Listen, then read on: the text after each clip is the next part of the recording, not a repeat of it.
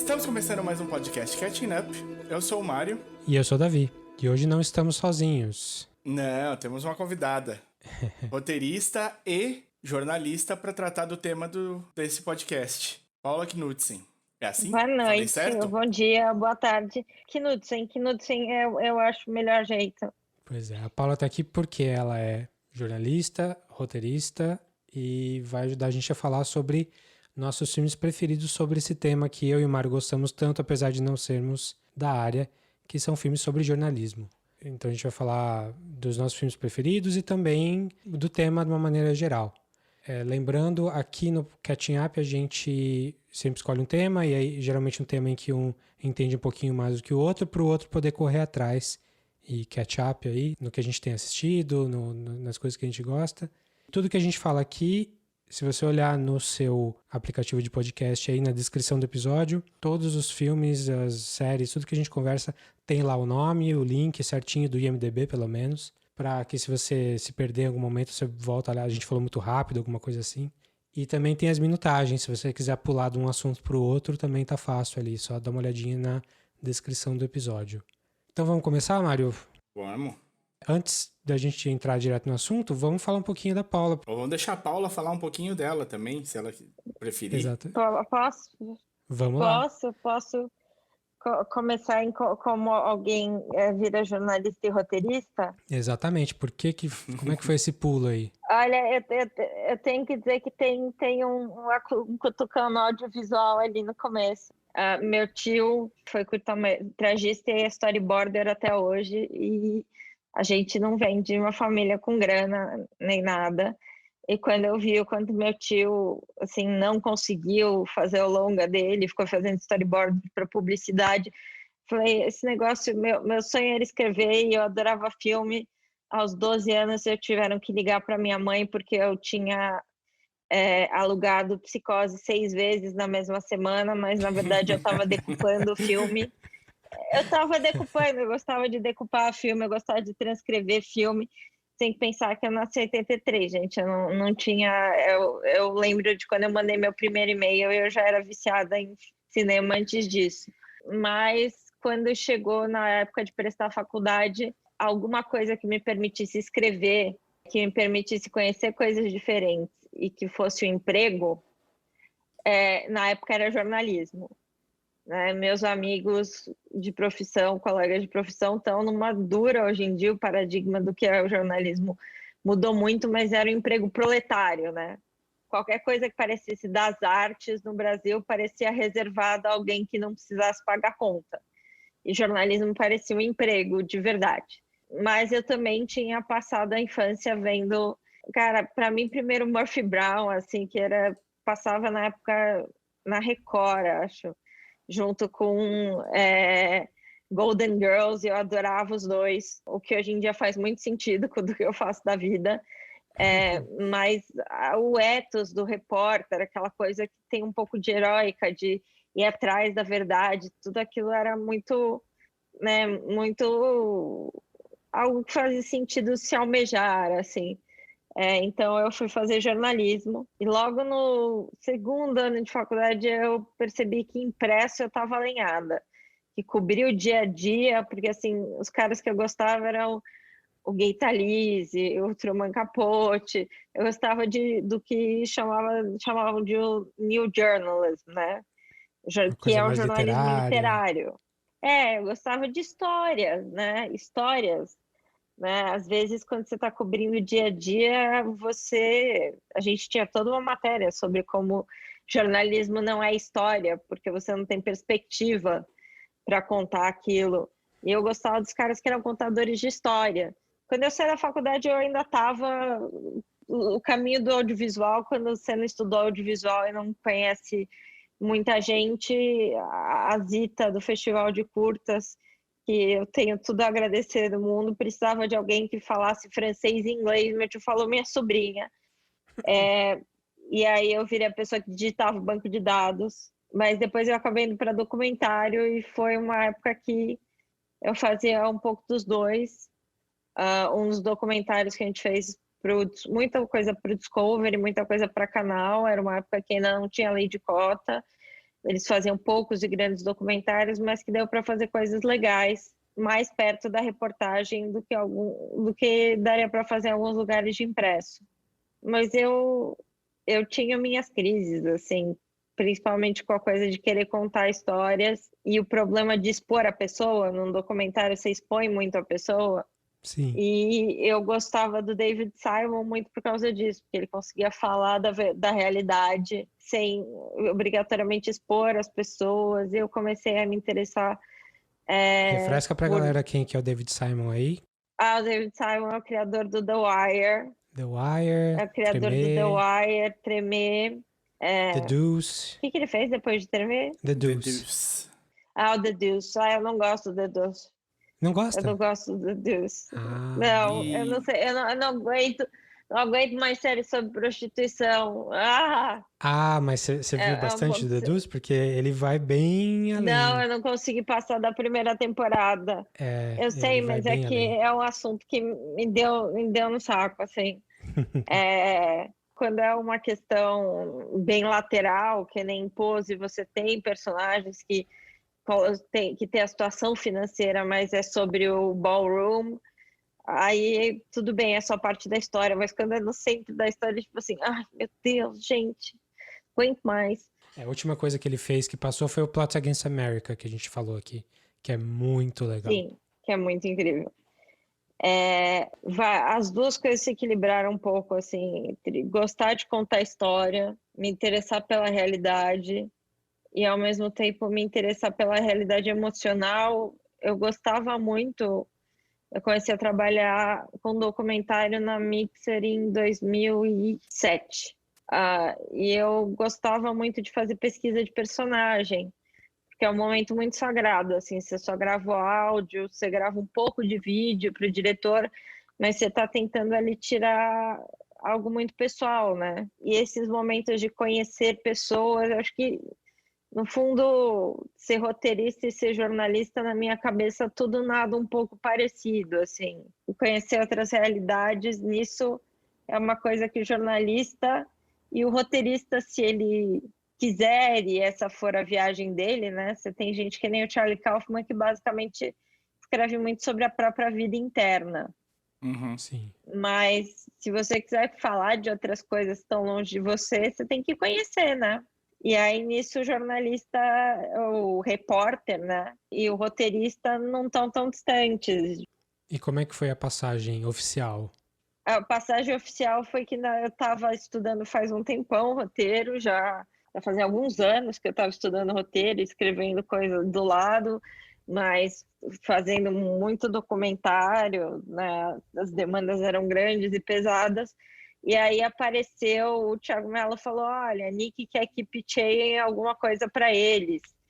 Opa, pitchar eu não conhecia em português, hein? Pitchei. Para canal canal fala meio que nem publicitário, assim. Pitchar é fazer o pitching, né?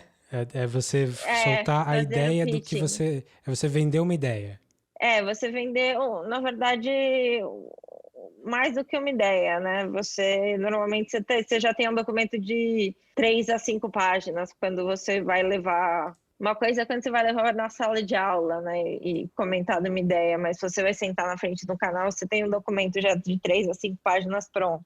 E a Mixer estava toda lá em volta do negócio, HBO, e aí eu peguei um final de semana e voltei com 5 páginas escritas. E esse foi o Júlio Fantasmas. Assim, foi assim que começou. Depois eu escrevi mais centenas de páginas. Eu gostava muito do Are You Afraid of the Dark? Eu gosto de conteúdo para todas as idades. Eu gosto de falar com todo mundo. Não tenho muito... Eu sou capaz de, no mesmo dia, estar reassistindo The Wire e logo depois estar assistindo, Adventure Time qualquer dia do ano. Sim. Adventure Time Steven Universe em qualquer momento. E é muito legal, né? Quando você vai falar com crianças sobre o que eles pegam das histórias, também é um barato. Eu acho que isso, para mim, minha vida como roteirista é muito parecida com a minha vida como jornalista. Mas quando o Julie saiu, eu estava há muito tempo tentando Mas no mercado, o Julie ganhou a primeira edição do FSA. O fundo setorial estava começando a nascer, então assim, existia mercado para o quê? 20 roteiristas fora da Globo. Sim. E aí tomei coragem e emprestei a bolsa da Fulbright para estudar roteiro. Essa bolsa da Fulbright. Essa bolsa da Fulbright, quando eu não podia contar para os amigos americanos. Eu tentei, eu até falei com você, lembra? A gente conversou na época porque eu tentei essa bolsa também e não consegui. Eu fui na louca, assim, entre noites varadas para o Julie e noites varadas para os documentários. Mas quando eu voltei muito mais. Uma coisa que eu estava muito cansada do documentário era pedir para as pessoas se exporem. Assim, isso me comia. Assim, o documentário sobre o São Paulo sob ataque fala sobre os ataques do PCC, mas fala muito sobre a violência policial também. Quando foi ao ar, eu estava passando mal, porque assim, certas pessoas insistiram em falar on camera e eram o que viria a ser as Mães de Maio, mas ainda era um grupo de mulheres pequeno, e eu pensando, meu Deus, essas pessoas se expondo, o que vai acontecer? E o legal de uma série que nem The Wire, que fala de tudo isso, sem obrigar as pessoas a carregarem o mundo nas costas, né? Eu gosto desse espaço da ficção, seja ela muito ficção, né, metafórica ou muito absurdista, ou seja ela mesmo mais baseada na realidade, uma maneira de falar da realidade sem expor as pessoas. E a verdade é que, para mim, é o contar história, e contar história audiovisualmente é o que faz mais sentido. Eu gosto de meios que falam com bastante gente. E a ficção é um jeito de falar que também vai por um lado, e quando a gente vai pelo jornalismo, tem uma série de dúvidas éticas em termos do quão emocional você faz a situação ser, né? Pra não parecer que tá explorando, e emoção, né? é uma coisa que pega as pessoas. Não parecer, às vezes não só parecer, mas Pois é. qual que é o limite? Eles são limites complicados, assim. Mas o curso, eu não me arrependo nem um pouco de ter feito as coisas na ordem que eu fiz, assim. Sempre minha mãe falou para eu prestar cinema. E eu falei, e viver de quê? E quando eu me formei 3 dias depois do último dia de filmagem do Casa de Alice. Eu era assistente de produção executiva e assistente de produção do Casa de Alice. Então, eu me formei em jornalismo no mesmo ano que eu tive meu primeiro crédito de cinema, assim, maior. Não sei, as duas coisas para mim fluem na minha cabeça num sentido que eu ainda sou bastante apaixonada pelo ethos do repórter e pelo que é a reportagem quando se tem tempo para fazer. Que é ir falar com alguém com a cabeça aberto bastante para ouvir. Que legal. Legal. Uma das coisas que eu gosto de jornalismo é exatamente isso. Você consegue ser um generalista por excelência. Assim, você tá sempre aprendendo sobre coisas que você não domina. E você não domina. E você se treina a aprender, né? Você se treina a aprender. Eu percebo que às vezes as pessoas têm dificuldade de eu quero entender tudo sobre doenças transmissíveis por mosquitos. E as pessoas meio que engatam, demoram para engatar, sabe? Com quem que eu falo, por onde eu começo. E bem ou mal, o curso de jornalismo é como você aprende a aprender coisas. Isso é muito interessante, até quando para você entrar, por exemplo, como roteirista, no ponto de vista de um personagem, entender um pouco o que é o mundo daquela pessoa. Quando a gente entrar nos filmes, fazer jornalismo, o desafio é procurar o que é verdade dentro disso, mas eu acho que escrever ficção é um pouco desfazer isso, né? É o contrário desse nó, é você se afundar na verdade de cada um. Fazer jornalismo é você se afundar na verdade de cada um e procurar onde é que está a verdade comum, aquilo tudo. Mas na ficção, todas essas coisas podem conviver e a gente pode deixar para o público concluir, né? Porque o trabalho do público é justamente quase experienciar essa multitude de verdades que você experiencia quando você está fazendo uma reportagem como jornalista. O jornalismo é recorte, né? Você vai contar uma história, você precisa usar um recorte. E esse recorte nunca vai ser 100% real, porque enfim, quem está contando tem a subjetividade dela, tem o interesse de quem vai publicar aquela história, tem o jeito que o cara vai ler a história depois. Então não existe aquela velha história, né? Não existe verdade objetiva nunca. Então procurar um recorte interessante é comum ao jornalista e ao roteirista, né? Eu acho que o problema que aí vem os filmes é o desafio de um jornalista em nome do interesse público é achar algumas verdades absolutas que existem ali dentro. Tanto que hoje em dia a gente tem todo um problema de zeitgeist, da diferença entre opinião e fato. Como jornalista, você tem que tirar os fatos daquela salada e conseguir informar para as pessoas os fatos para que elas formem as opiniões delas, né? Esse é um trabalho que, se a gente pensar, os filmes sobre jornalismo falam muito sobre isso, sobre qual que é o fato no final das contas, e vira e mexe mostram da subjetividade do jornalista o quão difícil é achar o fato ou quais são os problemas do fato, né? Então, assim, a ideia de que no jornalismo você trabalha muito com ética kantiana, então, nesse sentido, existem algumas coisas objetivas. Essa ideia de que não existe verdade é um pouco complicada. A gente tem verdades objetivas que a gente chama de fatos. É você achar os fatos dentro de toda aquela história, quais são os fatos, né? Eu adoro aqueles filmes que são baseados numa história real e no final todo mundo morreu. Quem contou, né? Assim, entendi. É baseado no fato que o navio saiu numa tempestade e nunca mais voltou, certo? Esse é o fato. Devia ser baseado em fato real. Tem um fato só. O resto é tudo ficção. Eu acho que era um com o George Clooney, que o navio desaparecia, assim. Quando terminou o filme, todo mundo tinha morrido. Falei, espera aí, quais são os fatos reais? É baseado em um fato real. O Titanic é baseado, o filme filme é baseado em o quê? 3 fatos reais? Tinham classes diferentes dentro do navio, o navio afundou e sobreviveu gente. Sim. Assim, esses são os fatos reais, o resto é tudo ficção, mas se você pensar, quando você conversa com as pessoas, você tem que tirar fatos. Se logo depois do Titanic eu fosse um repórter, eu teria que descobrir, mas como é que as pessoas sobreviveram? Quem ficou na água flutuando sobreviveu? Quem ficou... Pensa nisso, no exato momento, o jornalista está fazendo aquilo no exato momento. No exato momento que aquelas pessoas estão desembarcando, ele está entrevistando e como é que foi? Então, por exemplo, você tem um registro histórico de que as pessoas pisotearam umas às outras. Isso, se você pensar, a primeira fonte daquilo é o trabalho jornalístico, que não é um trabalho histórico porque ele não tem perspectiva histórica. Mas você precisa arrancar alguns fatos daquela subjetividade toda. Até porque para o futuro a gente aprende com fatos. Fatos têm uma utilidade. Quando tinha um problema de bot, de acesso a bot, da velocidade de acesso ao bot. O trabalho do jornalista é, dessa massa amorfa que é a vida, quase tirar um beat sheet.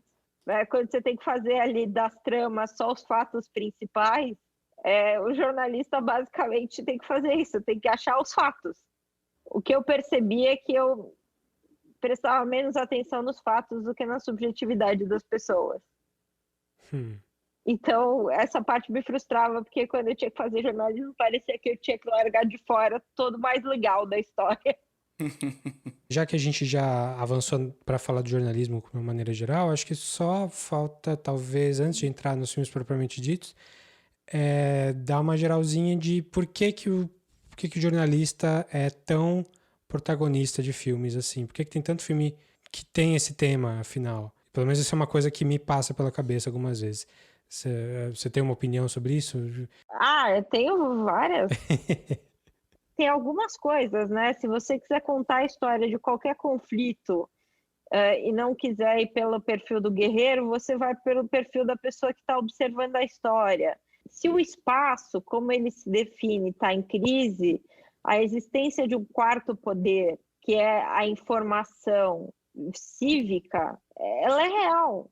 Ela é real. Se é o Snowden falando com o Glenn, ou se é o Snowden publicando tudo sozinho, no final foi o Snowden falando com o Glenn, foi um jornalista, né? Sim. Você tem esse elemento de, entre os poderes da sociedade, contar, chegar aos fatos que é possível que as figuras públicas ou privadas estejam negando por interesses escusos. Você então tem um outro jogador. A vida em si, muita gente não escolhe porque paga mal e você sofre muito, mas a história em si é emocionante, né? Você tem toda uma coisa emocionante da vida de jornalista, você tem toda uma coisa, e você tem a coisa central, que aí todo aluno de jornalismo vai ler alguma versão disso no mundo. Aqui no Brasil a gente lê muito do Cláudio Abramo, que é a ética do jornalista, é a ética do marceneiro, que é a ética do cidadão. Que a verdade é que toda a história de jornalismo fala muito de ética, mas ao mesmo tempo não fala da ética do cirurgião plástico ou alguma coisa que seja difícil da gente entender. As histórias que um jornalista cobre, elas são pro público, elas são de alcance da compreensão do público. E a pergunta ética, né, do que há de ser feito aqui, ela está quase colocada para o público pela matéria, né? O Watergate levou ao impeachment, mas não foi, se não tivesse apoio popular, se literalmente a história de todos os homens do presidente não tivesse ressoado tanto com as pessoas, você tem vários outros casos recentes de absurdos presidenciais, não só no Brasil, que não geraram esse tipo de momentum, né? O jornalismo está falando com as pessoas. Então, a pergunta ética ela é quase repassada, né, do jornalista para o cidadão. Inclusive, a matéria do Watergate sai antes dele se reeleger, né? Como as pessoas não tinham Sim. ainda acesso, ele se reelege. Aí depois a coisa cresce. Sim. Só que ela também só podia sair depois de checada, né? Claro. No jornalismo a gente teve o quê? Eu devo ter tido o equivalente a 2 anos de aula de ética. Esse é um negócio que é interessante, né? O jornalista, ele lida com uma pergunta que é... Eu não sei se vocês já ouviram nas áreas de vocês, mas a diferença entre interesse público e interesse do público. O que é de interesse público? Por exemplo, qualquer coisa tocante a um presidente é de interesse público. O que é interesse do público? A vida sexual de uma atriz, tudo bem, mas não é de interesse público. Tanto que ela pode te processar e ganhar, porque você fez uma invasão de privacidade. No Brasil, você tem uma coisa que as pessoas não entendem, às vezes, porque vem filme americano, mas a legislação com relação ao jornalismo é diferente de país para outro, né? Nos Estados Unidos é o First Amendment, a ideia de que você pode falar livremente, a primeira emenda. No Brasil, a sua melhor defesa, se você for processado como jornalista, que é muito comum, que é interesse público, que é de interesse maior da nação que isso fosse sabido. Então, você pode cometer uma invasão de privacidade na privacidade do presidente, mas o caráter do presidente é de interesse público. O jornalismo ele acaba centralizando várias questões sobre a democracia e sobre o que também como é ser com o outro, né? Por exemplo, você tem uma informação... Muitas vezes no filme a pessoa tem uma informação de uma pessoa, mas aquela pessoa que está em off. Tem uma série de coisas, desde a nossa curiosidade de ter um trabalho que te leve para o mundo, até um ponto de vista mais neutro numa guerra. A questão é que são filmes muito correntemente que falam de ética. Sim. Que falam de ética de um ponto de vista da pessoa que está com a dúvida ética. Porque o Lobo de Wall Street, a pergunta ética está para você. Você sai de lá incomodado. Quanto você saiu de lá incomodado é um termômetro ético. Mas se fosse um cara fazendo uma matéria sobre ele, você ia ver o dilema ético na tela, né? Acho que a gente vai falar disso quando vai ter um desses filmes que é exatamente sobre isso, que é o Nightcrawler, o Abutre. O Abutre. Vamos falar dos filmes agora? O que vocês acham? Acho que sim. Vamos. Eu acho que a discussão sobre a ética no jornalismo e o jeito que isso é enorme. A gente pode só fazer o podcast sobre isso, e eu acho que estamos um dos motivos, eu acho, principais pro tema do podcast não é só o fato de eu e o Davi a gente gostar muito. Eu não sei nem quanto que o Davi vai concordar comigo nisso. É justamente o momento que a gente está vivendo, né? essa fragilização do jornalismo sério, né, de investigação, de levantamento de fontes, o jornalismo que tem levado a pessoa disse tal coisa, né?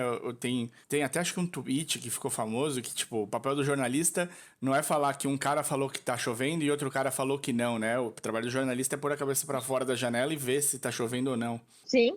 Então, se a gente for só debater sobre o jornalismo, já é um debate que é riquíssimo e certamente não vai caber em um podcast só e tudo mais. O que a gente pretende fazer normalmente no podcast é usar a cultura pop para Sim. fundamentar essa discussão, como a gente já fez em outros Sim, momentos. não. Se fosse um debate sobre a ética do jornalismo, eu ia te passar para outros colegas meus, assim. Então vamos cair para os filmes logo, então, já que a gente gosta tanto do tema aí. A gente separou uma ideia aqui da gente falar nossos 5 preferidos de cada um. Fatalmente vai ter alguns overlaps aí, não tem problema. Filme e série também, acho que entra bem, porque tem algumas séries interessantes sobre jornalismo aí no meio também. Paulo, você quer começar o seu número 5? Então vamos lá. Se a gente vai 5, eu vou Broadcast News, um dos meus filmes favoritos de todos os tempos. O Broadcast News, esse é o negócio, ele é um filme de 1980 e acho que 7. Eu olhei um pouco, 87. E literalmente você tem uma jornalista ali brigando entre o mundo do infotainment, do entretenimento, do jornalismo que é para o interesse do público e o jornalismo de interesse público. Você tem tudo que a gente vive hoje em dia está colocado naquele filme. E o Billy Wilder dizia: se for falar a verdade, faça-os rir, né? Porque senão eles vão te matar. E aquele filme fala a mais absoluta verdade sobre, inclusive, os desejos do público, os egos dos jornalistas. Ele é um filme, assim, se você assistir hoje, ele continua extremamente atual. Vamos só dar uma fichinha aí. O Broadcast News é o filme de 87 do James L. Brooks. É com a Holly Hunter e o William Hurt e o Albert Brooks. A Holly Hunter é meio a protagonista, porque você tem uma briga entre dois repórteres, que é o Albert Brooks e o William Hurt. E o William Hurt é o bonitão, é o rosto bonito, é o Bonner, que não sei se vocês sabem, mas o Bonner é publicitário, ele não estudou jornalismo.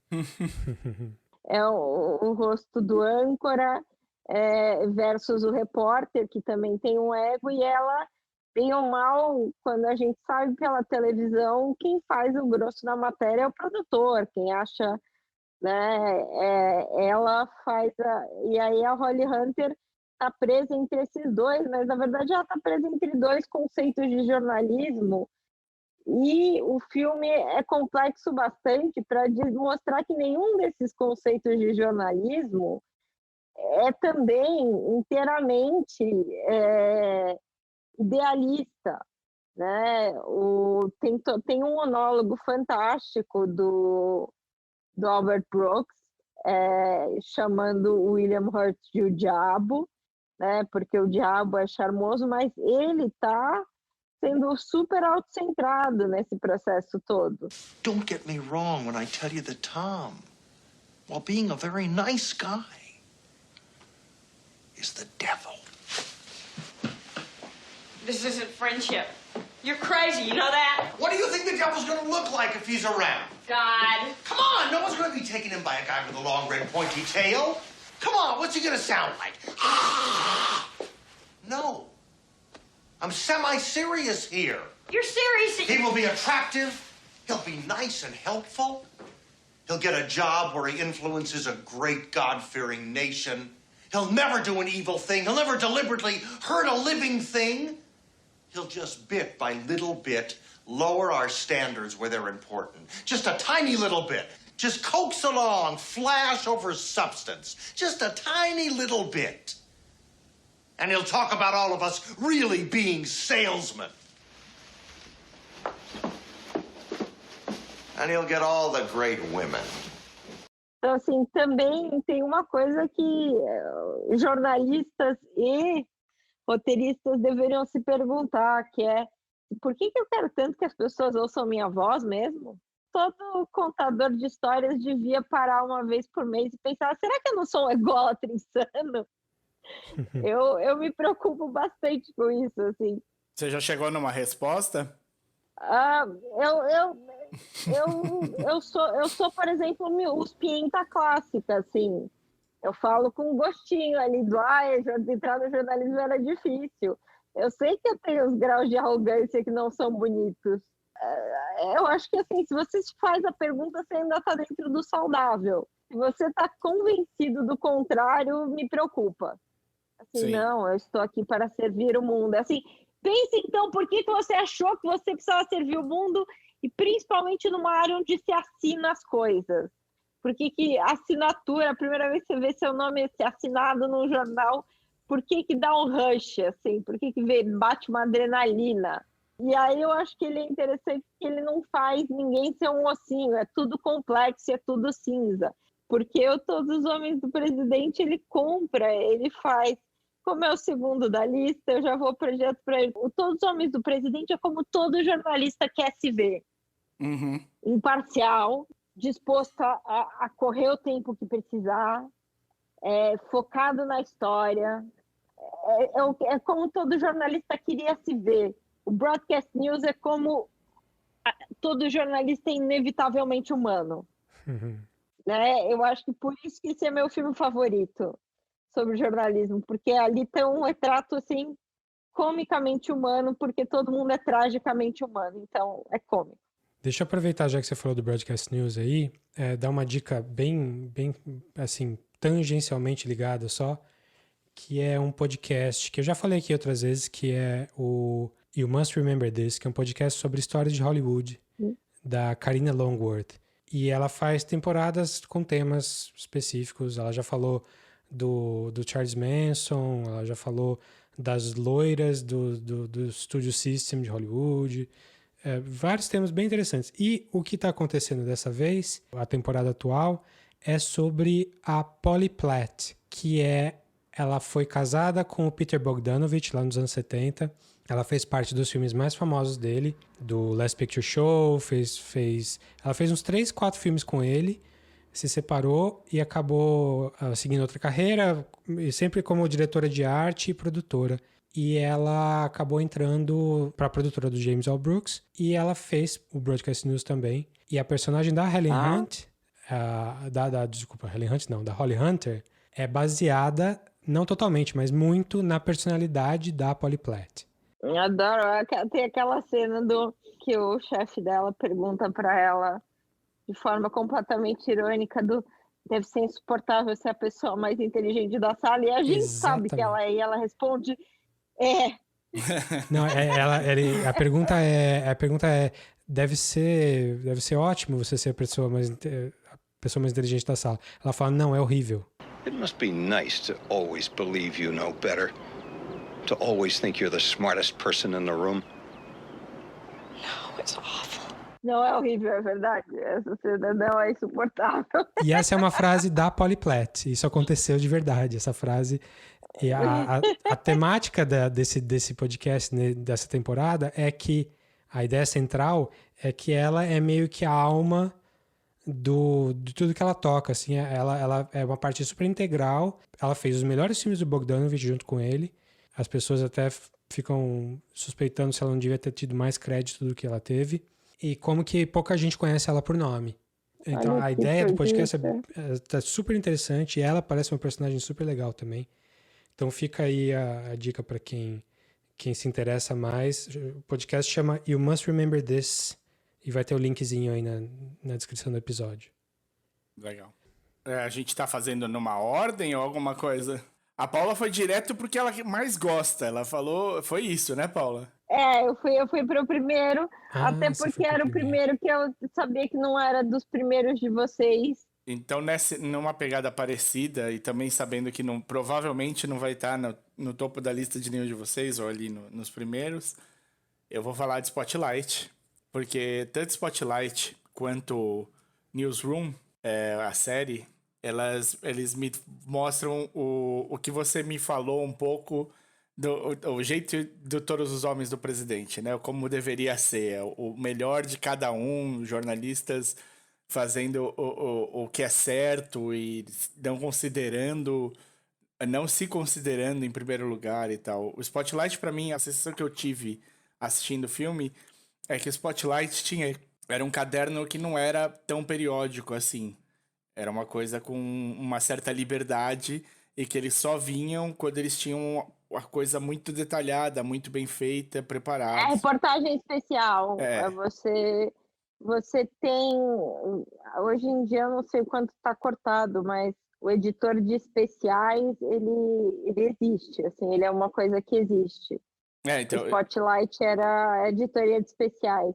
a minha sensação Então, era só essa. quando você tem uma matéria de longo fôlego. Agora tá um pouco mais complicado porque as redações estão muito magras. Sim. Mas antigamente você ter uma redação de especiais, eu tenho uma amiga que é editora de especiais.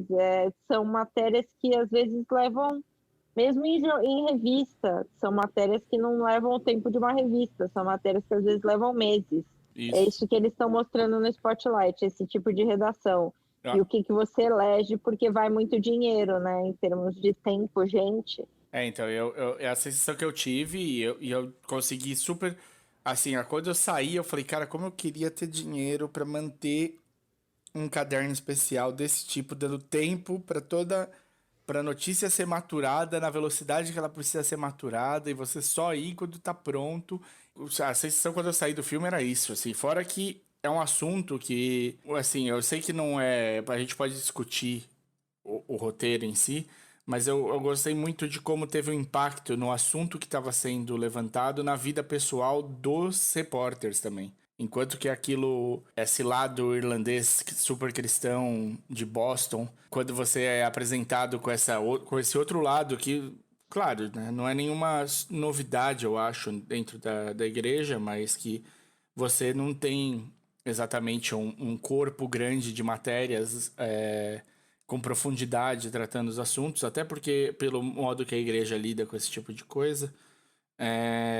E aí, como esses personagens, esses jornalistas tiveram de fazer uma busca dentro de si mesmos, sendo eles cristãos, em como avaliavam e como que a matéria ia impactando dentro deles mesmo. Eu achei bem...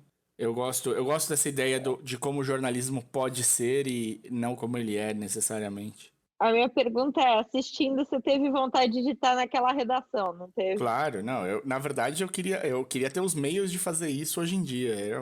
É que eu acho que o Spotlight ele faz isso, principalmente se você não é jornalista, ele te passa um pouco o frisson da coisa. Qual é a emoção de ir atrás de uma pauta e desenterrando as coisas e perceber que você tem a oportunidade de exibir algo que é importante, que é de interesse público, que pode fazer diferença. E aí, quando eles ouvem como as pessoas, como os sobreviventes estão se vendo ouvidos, quer dizer, ele passa para você o frisson do que é a profissão. Sim, né? sim. Que eu falei, um dos motivos que as pessoas gostam de filme de jornalista, porque é uma profissão que nem filme de esporte, assim, tem uma certa emoção de você estar lá dentro, porque tem todo um conceito sobre a diferença entre jornalismo e história. O jornalismo não é história, mas de certa maneira você está vivendo a história, né? Você está vivendo a história com H maiúsculo acontecendo. Tem muita uma questão de justiçamento também, de você trazer a verdade para que haja justiça. O Spotlight é isso, e vários dos filmes que a gente vai falar aqui também tem isso, né? O jornalista tá ali batendo perna, tá sofrendo, tá lutando contra alguém poderoso para no final trazer justiça para Golias. Davi e Golias, e você tem que ter alguém que te apoie por trás, porque o Davi tem que ter o Deus para dar o milagre para ele, assim como o cara do Boston Globe tem que ter um editor fodão que segure as buchas pro repórter poder bater perna e descobrir... Não, beleza, vamos falar sobre isso. Isso tá no Todos os Homens do Presidente também. Bastante, tá, eu ia falar enfim. isso. Sim, mas por isso que para mim são filmes que eu acho assim, é muito bonito, mas é meio soft porn para jornalista ver, porque você precisa que seu editor banque, você precisa que o dono do jornal banque. Sim. Cada vez mais isso é complexo e para todo filme que vocês veem, pensa que assim, outras 200 matérias foram engavetadas, matérias seríssimas. Jornalista, todo mundo senta assim teve tal coisa que foi cancelado, teve tal coisa que eu passei 12 meses foi cancelado. Tem um monte de coisa que é engavetada, que você é proibido de publicar pelo seu chefe, Pois porque é. chegou muito perto do sol. E aí deu ruim. Aliás, a gente deu sinopse do Spotlight? Acho que não, né? Não, é uma história real que aconteceu, acho que no começo dos anos 2000, Sim. Sim. em que esse caderno de notícias especiais aí, com um pouco mais de tempo para apurar fatos e tudo mais, do Boston Globe, chamado Spotlight, fez um levantamento gigantesco sobre molestação. Existe? Abuso sexual, Isso. os casos de Abuso abuso sexual infantil com as crianças na Igreja Católica. E como a igreja sempre abafava os casos e trocava os padres de locais. Punha na geladeira um pouco e trazia o cara de volta pra ação. E o Ratzinger era a pessoa que fazia boa parte desse remanejamento. No final das contas, que foi porque o Ratzinger foi o primeiro papa a pedir demissão. Fernando Meirelles não fala sobre isso no Dois Papas, hein? Fala. Fala? Você fala. Eu não lembro. Fala. É o clímax do filme. É? Sim, tem uma cena super importante do Two Popes ali em que o Anthony Hopkins lá insinua que é isso, que esse foi um dos motivos que fez ele... Foi o motivo que o Ratzinger foi virou insustentável porque ele era o escritório que remanejava esses caras. Não era nem que ele era do escritório, ele era o escritório que remanejava esses caras. Então, foi complicado. E o Spotlight foi dirigido pelo Tom McCarthy, que era um cara, que é um diretor, mas também ator, dentro do mesmo tema que a gente está falando aqui. Ele foi ator, ele foi um jornalista no The Wire, na temporada do The Wire, que é sobre jornalismo. Então ele manteve o tema e foi excelente nos dois, assim. Tanto como diretor, ele é diretor de outras coisas também, mas foi legal essa coincidência aí. Você tem mais alguma coisa pra falar, Mário, do Spotlight? Não. O paralelo que eu ia fazer com o Newsroom era esse também, dessa coisa de ser, tipo, o melhor que dá pra ser dentro de uma situação, com caras super interessados em fazer sempre a coisa certa, não importa quem vá machucar ou não, né? Tipo, você tem o âncora do Newsroom, o cara é republicano e ele desce o pau nos republicanos quase que todas as noites. O Newsroom tá na sua lista? Newsroom é série, né?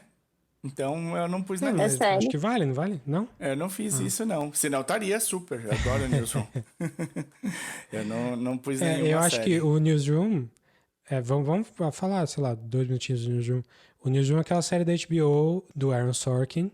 Onde todo mundo fala sempre muito rápido, porque todo mundo é muito inteligente e fala rápido andando. Senão não é do Aaron Sorkin, né? O Newsroom é feito de 2012, né? Então, no auge da época do Obama, sobre uma sessão de jornalismo do TV a cabo. É aquilo que você falou, né, Mário? Que é uma coisa bem idealista, porque todo mundo ali tá lutando para falar a verdade. E diferente do Spotlight, do Todos os Homens do Presidente, é tudo ficção. É tudo baseado no que poderia ter acontecido e como que os jornalistas levariam aquilo da forma mais idealista possível, de uma forma mais bonitinha.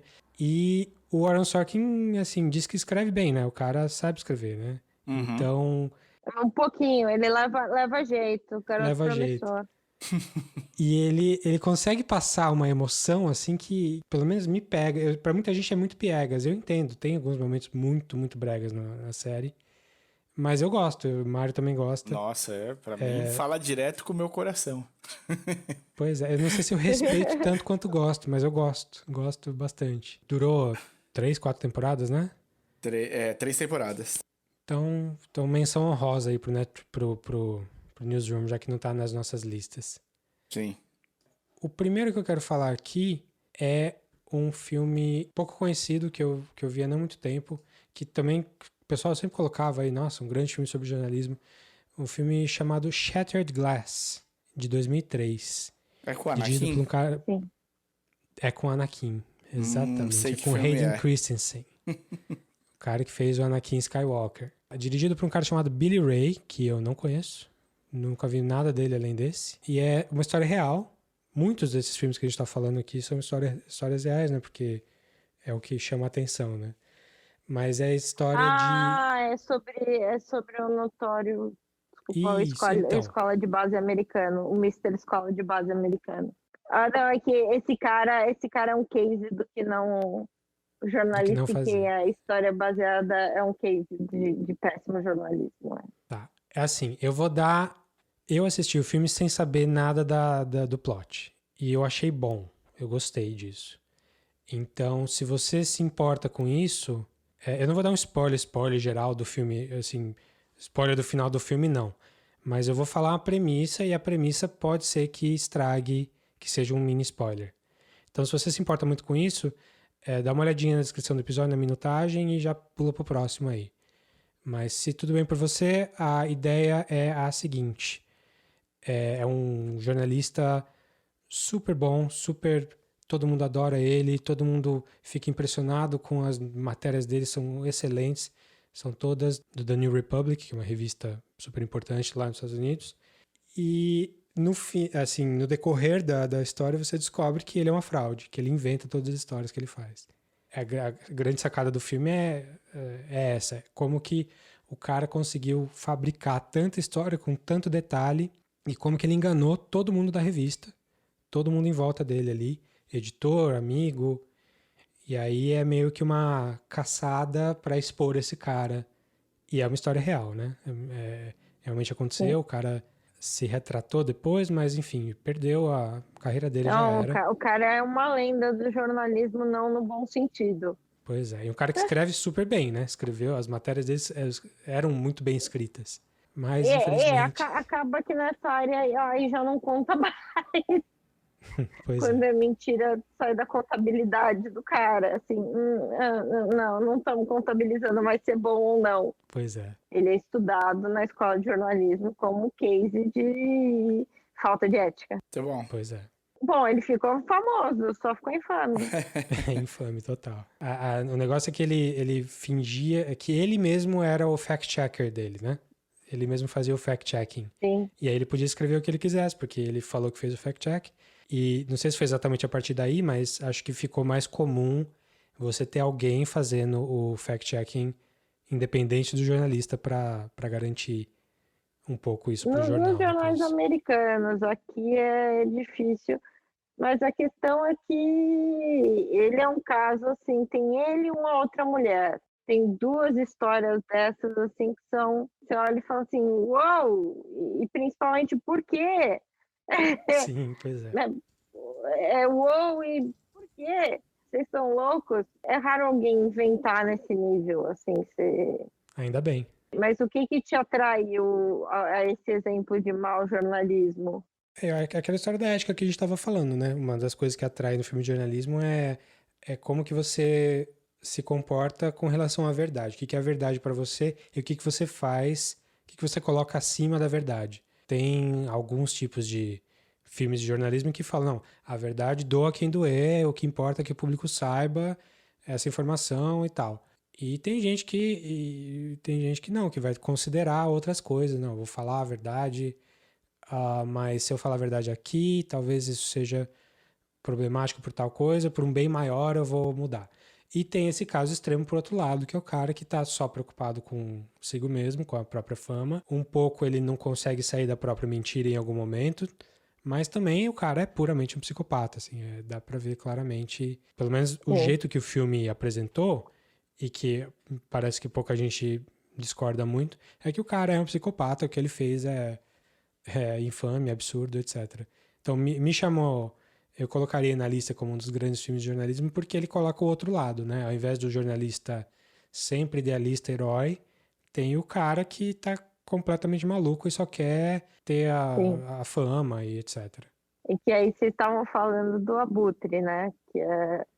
O Abutre é o Abutre, na verdade, o Ace in the Hole é o irmão, é o bisavô do Abutre, né? Sim. O Ace in the Hole é um filme do Billy Wilder sobre um cara o jornalista que está desesperado, meio em fim de carreira, e que mantém um mineiro preso numa mina, mesmo ele sabendo que o cara, como ele pode tirar o cara, ele mantém o cara porque tá dando manchete, né? Ele tá bem nas matérias. Ele tá produzindo muita matéria por causa disso. O Abutre é o extremo, mas o Abutre ainda por cima entra para outro lado, né? Que é o programa, para onde andou o jornalismo, que é uma coisa que o Broadcast News fala um pouco, né? O jornalismo como entretenimento. Porque no Abutre ele já está direto no programa no da Atena americano, né? Ele já não está dentro né, dentro do Ace in the Hole, ele está dentro do jornalismo. Tá, peraí, vamos por partes aí, porque eu acho que para o pessoal que está assistindo saber, pro pessoal que está ouvindo saber do que a gente está falando. Ace in the Hole é um filme que eu falei, acabei de falar no episódio anterior aqui, do Billy Wilder, como a Paula falou. Ele tem um título, uma tradução em português que é um dos raros casos em que eu gosto mais da tradução em português do que no original. A tradução em português ficou A Montanha dos Sete Abutres. Ah, mas é que aí já entrega. Então, é o nome do lugar, né? É o nome do lugar. No filme é a Montanha dos Sete Abutres, aonde a mina... Eu sei, não a mina, mas não. Mentira. O Ace in the Hole é assim, ele acertou para ele, mas ele errou como ser humano, né? Sim. Eu gosto da dubiedade Não, claro, o título é legal. É que A Montanha dos Sete Abutres sei lá, tem uma sonoridade um pouco diferente que geralmente, antes de ver o filme, eu falaria, não. Vocês que gostam funciona. do filme, por que o nome em português de Portugal é o Grande Carnaval? Nossa, só perguntando para os portugueses de Portugal. Mas é que porque vira um circo ali. O cara, ele cria um circo midiático gigantesco nesse lugar remoto do Novo México lá.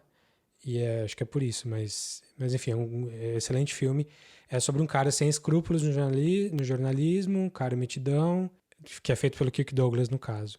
Você quer falar do Mad City, Mário? Tá na sua lista, é isso? Tá na minha lista, eu gosto do Mad City. Eu lembro, eu assisti faz muito tempo, né? Assisti meio que na época. Quem teve de assistir enquanto fazia jornalismo foi a Marina, que me explicou melhor o que eu não lembrava mais já.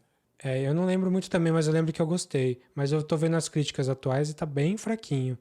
Apesar de ser um filme do Costa Gravas, que é um cara super famoso, um grego e tal. Com o Dustin Hoffman, com o John Travolta. O Mad City, ele é... O Dustin Hoffman era um cara meio fodão, âncora de jornal e o caralho, e ele vai sendo rebaixado dentro da cadeia jornalística e é levado para uma cobertura de um assalto. É um sequestro. Que tem uma situação com possíveis reféns, né? Uma coisa que escala. E era uma coisa menor e cria-se essa situação com reféns. E aí ele, putz, mano, eu não acredito. Ele acha um jeito de entrar no lugar para fazer a cobertura e tal. E começa um contato com segurança do lugar, que é o John Travolta.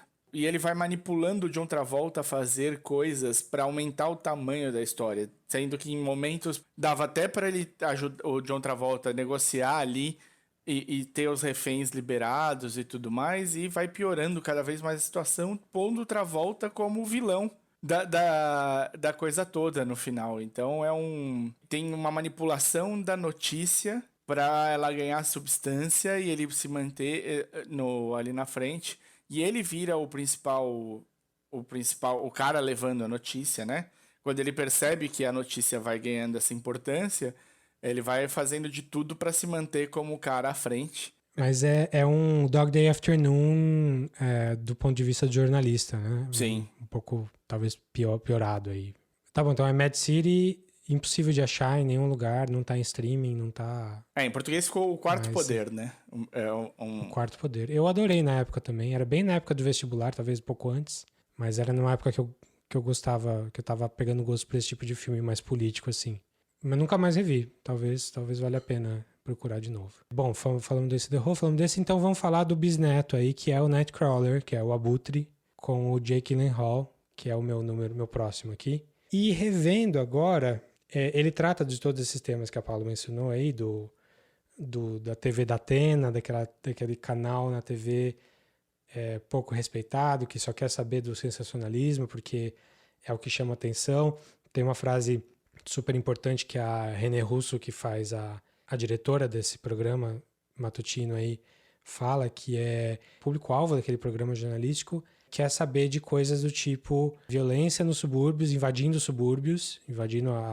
os bairros mais ricos, de preferência feito por minorias. É uma coisa bem de crítica social mesmo. E ele tem todos esses temas jornalísticos, mas eu cheguei à conclusão de que ele não fala tanto sobre jornalismo como ele fala sobre psicopatia, assim. Para mim, o Abutre, ele fala sobre outra coisa, porque para mim o Abutre, quando ele termina, a pergunta, para mim, fica para o público, que é esse seu interesse mesmo? A pergunta, para mim, é um filme que ele volta, ele fala assim, essas pessoas estão indo até aí para consumir, para produzir o que você gosta de consumir. Você viu até onde você chegou? Porque ele é um produto de um cenário de mídia onde isso existe. Sim. Então, só o fato que ele é um produto disso já é grave o bastante para a pergunta.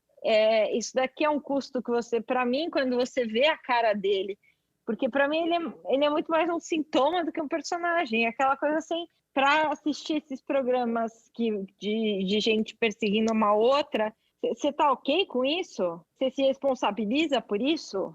Né? Você está confortável com isso? Tem aquela questão de você isso é uma crítica à violência sem sentido, sensacionalismo, ou você está curtindo ver isso, você está tá tendo um barato com esse tipo de coisa também, né? Eu acho que tem sim toda essa ideia, e é verdade, é super importante, mas o que eu vi também é que ele, o personagem do Jake Gyllenhaal, não cresce, não tem arco. Ele começa... Não, ele vai te chocando mais e mais. Ele vai te chocando, mas não porque ele vai ficando mais extremista. As ações dele só vão ficando mais extremistas porque ele tá tendo acesso a isso. Não porque ele vai se transformando numa pessoa mais extremista. Ele começa o filme fazendo uma coisa horrível e ele só vai tendo acesso e aprendendo. Ele é um câncer, assim, ele vai se espalhando, abrindo os bracinhos ali para invadir o mundo de todo mundo, da René Russo lá, da emissora, que já era uma coisa ruim, antiética, é um canal para esse cara se expressar. O que eu gostei do filme foi isso, o cara, ele é o mal, e é um tipo de pessoa que existe, obviamente, e tem toda a questão social de como que a gente deixa não só o canal de TV chegar nesse ponto de incentivar sensacionalismo e tal, mas como que a gente deixa pessoas sem direção nenhuma. Uma coisa que eu tirei do filme é, se você não tem um tutor, se você não tem um professor que vai te ensinar, um professor em qualquer sentido, não só formal, mas alguém que vai te guiar no caminho mais ético, mais moral, a chance de você jogar a ética fora é muito grande. Esse cara é um autodidata. É que eu discordo no sentido que é o que o Cláudio Abramo dizia, a ética do jornalista é a ética do carpinteiro, que é a ética do cidadão. O Abutre, ele é um sintoma do que a gente é como sociedade, não de quem ele é. Ele é um sintoma da gente. Sim, eu não discordo não, de jeito nenhum, acho que é isso mesmo. O que vocês estão dispostos, quem que vocês estão dispostos a sustentar para ter esse conteúdo? Até onde vocês vão? Então, assim, para mim, ele é muito sintomático disso. Ele é um filme que vira para a cara do público e diz, e aí, agora vocês estão felizes? Né? Agora com esse lixo humano aí, vocês estão felizes? Você está feliz agora? Então, nisso ele é muito mais sobre que extremo de sociedade. É engraçado, você pode traçar uma linha histórica ali do broadcast news e eles vendo as competições de dominó caindo e infotainment virando noticiário, para o entretenimento o necroentretenimento, né? Que é o que o Abutre faz, mas a questão esses programas só existem porque existe público para eles, né? Sim. Para mim, a pergunta é que sociedade é essa que tem essa demanda? Porque a questão é o abutre só existe porque tem a carniça, né? Ele está se aproveitando de algo que já está lá. Ele não Sim. vai e cria o gênero, né? E a falta de Sim. ética da sociedade, nesse sentido, tudo dialoga, sabe? A falta de ética da sociedade com a falta de ética do jornalismo. É que a sociedade não se sente Será que o responsável, né? A sociedade que assiste a isso não se sente responsável. Ela vai responsabilizar quem põe no ar. Ela vai responsabilizar quem põe no ar. Se você jogar isso na cara da sociedade e falar só põe no ar porque existe você para assistir, eles vão falar que eles só assistem porque alguém põe no ar. Mas é que eu acho que o filme justamente termina com ele olhando para você e tem muitos momentos disso, de quantos pontos ele subiu e o quão longe ele pode ir, o quanto a editora se arrepende dele, ao mesmo tempo não pode se arrepender dele porque ele ficou maior que ela. Quer dizer que a gente montou um sistema onde tudo isso é viável. Uhum.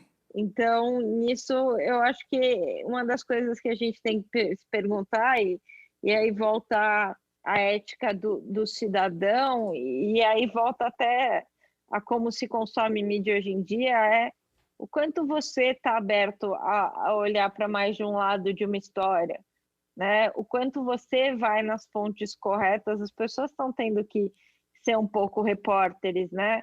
O quanto você gasta 2 minutos a mais e ao invés de confiar no WhatsApp do seu amigo, entra no site do SUS para saber o que fazer.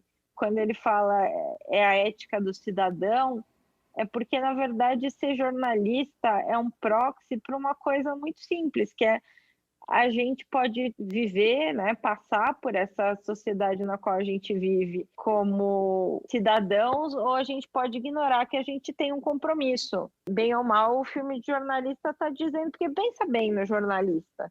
O jornalista, ele não é que nem o filme de ética de cientista. O cientista, ele faz uma coisa que a gente precisaria de 20 anos de estudo para começar a entender o que ele faz, certo? Uhum. Se você pensar o filme de jornalista e de advogado, por exemplo, filme que nem Erin Brockovich, é muito mais sobre ela ter uma consciência, né, do que qualquer outra coisa de truques de direito, né? Uhum. O filme, aliás, que é sobre truques de direito, é sempre sobre o mau advogado, né? Aquele que usa os buracos da advocacia para mentir. O filme do bom advogado, na verdade, o que ele está fazendo? Ele está querendo que a verdade venha à luz. E quando você olha, essas são profissões que, assim, de certa maneira, é isso, é a ética do carpinteiro. O que é bom para... O que você gostaria de viver com e o que você, como sociedade, não gostaria de viver com. Então, nisso, uma coisa que a gente tem que lembrar é que o jornalista não é um médico, né? Que está ali entre a escolha entre 2 corações para 2 pessoas.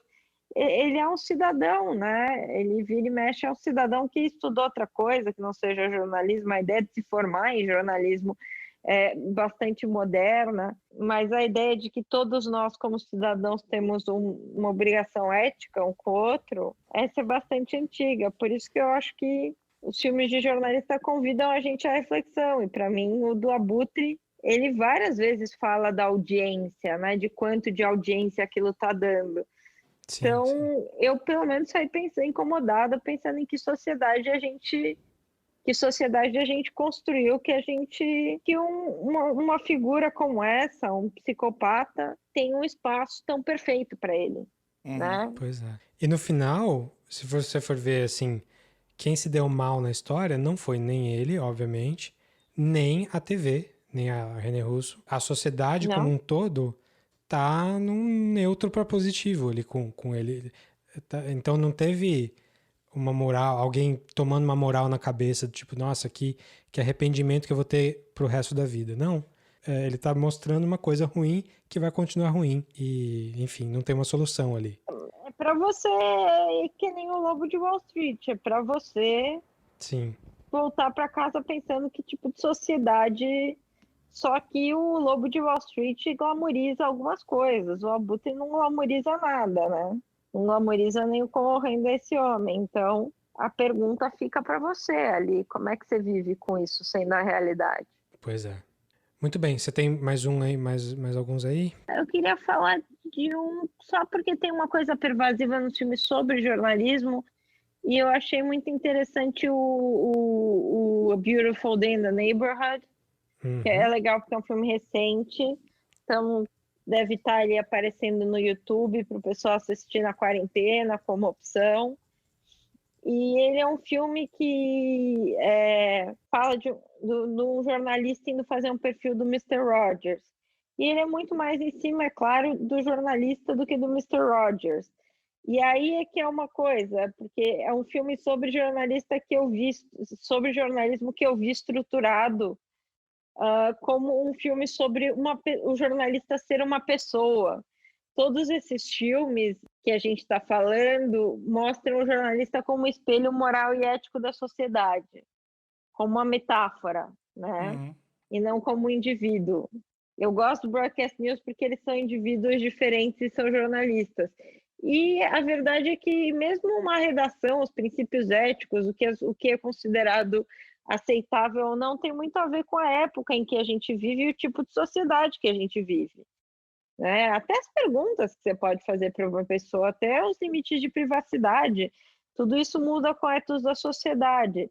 E esse ele é um filme que ele é sobre um indivíduo sendo uma pessoa. Então, assim, um cara que está muito acostumado, como qualquer jornalista, que isso é uma coisa que esses filmes nunca colocam, esses filmes sempre colocam que existem pessoas boas e pessoas más, né?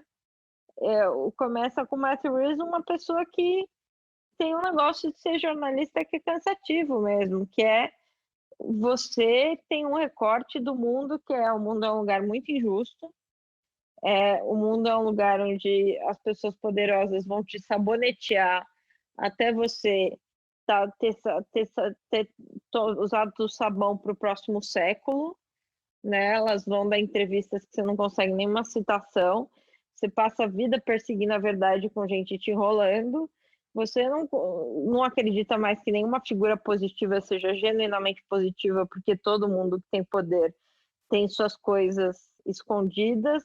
É a primeira que é desses filmes que eu olho que, sim, que tem um peso mais genuíno, né? No Matthew Rhys tem um peso genuíno ser jornalista, tem uma exaustão genuína com o mundo ser do jeito que ele é. E aí a hora que ele encontra com alguém que é genuíno, e ser genuíno e ser honesto é um ato revolucionário, né? E aí, ao contrário, não é o jornalista que está revolucionando o mundo, é alguém que está revolucionando a cabeça de alguém que está muito exausto pelo mundo ser do jeito que ele é. É só fazer uma sinopsezinha rapidinho. O Beautiful Day Neighborhood, esse personagem que aparece aí é o Mr. Rogers, a gente aqui no Brasil quase não conhece, né? Que era um educador, um apresentador de um programa de TV infantil, super gentil, super... ninguém tem nada de mal para falar dele nunca. Uma figura bem incrível, na verdade. Ele é uma figura bem incrível. Tem um documentário chama Want to Be My Neighbor, saiu ao mesmo tempo. E nesse caso, o documentário, se você quiser saber mais sobre ele, o documentário é mais interessante. O filme eu achei interessante por causa disso, assim, no mundo onde qualquer jornalista vai ficando... Eu lembro que um professor virou para mim e falou, eu me preocupo com você. Aí eu perguntei por quê, ele falou, porque eu era idealista que nem você com a sua idade, aí eu fui ficando cínico. E ele é legal porque ele é um filme que olha com uma realidade que talvez seja até desconfortável para a gente, que esse jornalista, essa pessoa que a gente quer que seja ou 100% um herói ou 100% um vilão, ele é uma pessoa. Ele é uma pessoa e o que ele faz todo dia começa a trazer um peso. E conhecer alguém que... Tão raro, gente, no mundo que diz o que diz de verdade, assim, tem uma atitude conectada à fala, e que você olha e pode admirar genuinamente, que você pode aprender alguma coisa genuinamente sem se sentir enganado.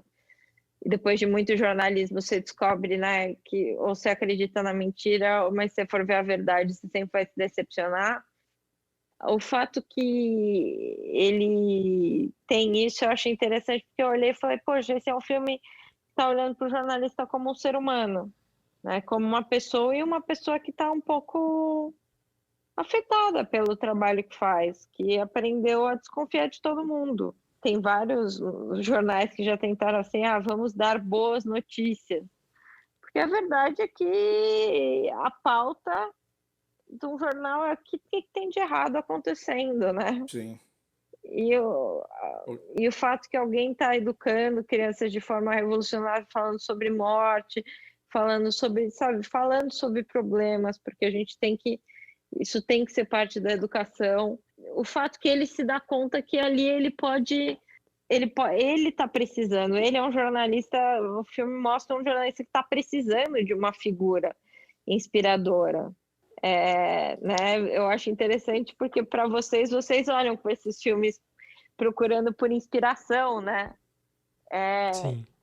E às vezes o jornalista em si precisa de uma figura inspiradora. Pois é. O seu próximo, Mário, qual que é? Eu tenho para falar Todos os Homens do Presidente. Você acha que a gente falou a fundo do que... Acho que não, eu quero falar um pouquinho mais. E o Boa Noite, Boa Sorte, que eu gosto bastante. Eu lembro que eu tinha assistido o filme anterior do Clooney, que era... Como é que é o nome? O Confessions of a Dangerous Mind? Confissões de uma Mente Perigosa. E ele é muito divertido, né? Ele deixa em aberto o que é verdade e o que não é, como o próprio livro do cara faz, como o próprio cara faz. E aí ele vem com Boa Noite, Boa Sorte, que é um filme muito mais cabeçudo do que o anterior, né? Ele é um filme que exige muito mais do telespectador ali. Já começa aquele inteiro em preto e branco, né? Já é uma outra pegada e é uma época que eu acho bem interessante, assim. Eu acho essa caça aos comunistas que era da época. Olha só que engraçado como as coisas encaixam com os tempos atuais. Pelo menos a gente ainda não estão blacklistando as pessoas. Ativamente. Vamos Que a aguardar, gente né? saiba. Tá aí uma coisa, o macartismo destruiu a vida de muitos. Um filme legal para assistir de roteirista é o Trumbo, Sim. que é um roteirista cuja vida foi descarrilhada pelo macartismo e que mostra um pouco essa situação com os roteiristas, se alguém quiser saber um pouco da história dos roteiristas no macartismo. O paralelo que a gente poderia fazer com essa época no país, aqui no Brasil, é durante a ditadura militar. E aí eu acho que simpatizantes comunistas tiveram um fim mais complicado por aqui do que por lá. Sei lá. Não, na verdade é porque é bem diferente. Mais gente lá não pôde trabalhar. Aqui aconteceram os casos radicais das pessoas que desapareceram. Uhum. É que dá para traçar uma linha direta, né, do macartismo, do anticomunismo tão forte nos Estados Unidos para o golpe daqui de 64, que foi financiado por eles. É tudo farinha do mesmo saco. Assim. A gente só teve a nossa ditadura porque eles tiveram o macartismo lá. A gente não precisou de tanto financiamento quanto o Chile, não. Nunca subestime nossos reaças. Não. Não Sim, subestime nossos Mas reaças. afinal estamos onde estamos hoje porque subestimamos de novo. A história do Good Night and Good Luck é do âncora, né, do Edward Murrow, nos anos 50, em que ele, o âncora da CBS, em que ele enfrentou o McCarthy, né, ele não deixou a peteca cair ali. Justamente o levantamento dele sobre essas listas, a cruzada dele contra essa coisa das listas de quem é comunista e quem não é e tal, que acabou levando ele a ir atrás. Ele vai até o fim mesmo. Eu lembro que eu gostei bastante do filme, achei meio formalzão, assim, né? Meio... A ideia dele ser preto e branco é porque ele quer passar um tom bem clássico, bem elegante, né? Uhum. Mas com as atuações super fodas, sim, né? Sim. O elenco é bem bom. Tem o próprio Clooney, mas o Murrow é o David Strathairn. Aí tem o Downey Jr., tem a Patricia Clarkson, o Langella, Jeff Daniels. Pois é, um grande filme. Bom, meu próximo filme acho que é o mais famoso dos filmes de jornalismo, e a gente já citou ele aqui umas 10 vezes. É o All the President's Men, do Alan Pakula, mas na verdade um projeto do Robert Redford mesmo. Baseado no livro com o mesmo nome. Feito com a colaboração total do Woodward and Bernstein, dos dois repórteres que fizeram. Uhum. E é um dos filmes em que... Acho que é um dos poucos filmes que é feito no calor do momento e continua tendo um valor muito grande depois disso. Geralmente, quando o filme é feito bem no calor do momento, a informação está incompleta, ou ficou muito do lado de um personagem e não viu o outro. Nesse caso aqui, a coisa foi tão importante, tão séria e tão bem pesquisada e tão bem acompanhada por quem fez as matérias mesmo, que o filme é um clássico, não é à toa, né? Mas é aquela coisa que a gente estava falando, é um filme sobre idealismo, um filme sobre processo. O que eu acho legal do filme é isso, você acompanha a investigação deles do começo, assim. Sim, a parte de detetive. Sim, é um filme de detetive com foco no jornalismo. Jornalista, a única coisa que é isso, você tem parâmetros éticos que fazem sua matéria não valer nada, mas de resto é um trabalho meio de detetive, assim, às vezes você se sente meio num filme noir, assim. Só que é muito menos glamuroso, porque você vai numa biblioteca e vai pesquisar todos os gastos públicos, a planilha de gastos públicos de tal, qual ficha, qual livro que o cara pegou em qual Esse é dia. o negócio, você não vai na biblioteca, porque dependendo dos gastos, eles não estão muito acessíveis. E aí você tem que, hoje em dia você pode acionar a lei de acesso à informação, mas antigamente você não tinha. Então, às vezes, descolar as coisas envolve uns rolês, assim. Pois Você é. tem que fazer uns 12 amigos, mais localizar umas 3 pessoas que não são localizadas. Não, você tem que... Esse é o negócio, o trabalho é meio... É uma vida de 6 graus de Kevin Bacon, assim. Pois é. O legal do filme é que ele tem a parte do glamour de você falar com o Deep Throat lá na garagem escura e ter o cara dando evasiva, falando Sem falar. sem querer muito falar, mas ele também mostra toda a parte de gastar a sola de sapato, de insistir em falar com uma pessoa que não quer falar com você. Eu acho que eu seria um mau jornalista por isso. Você insistir Tem não é com dificuldade você. em confrontar.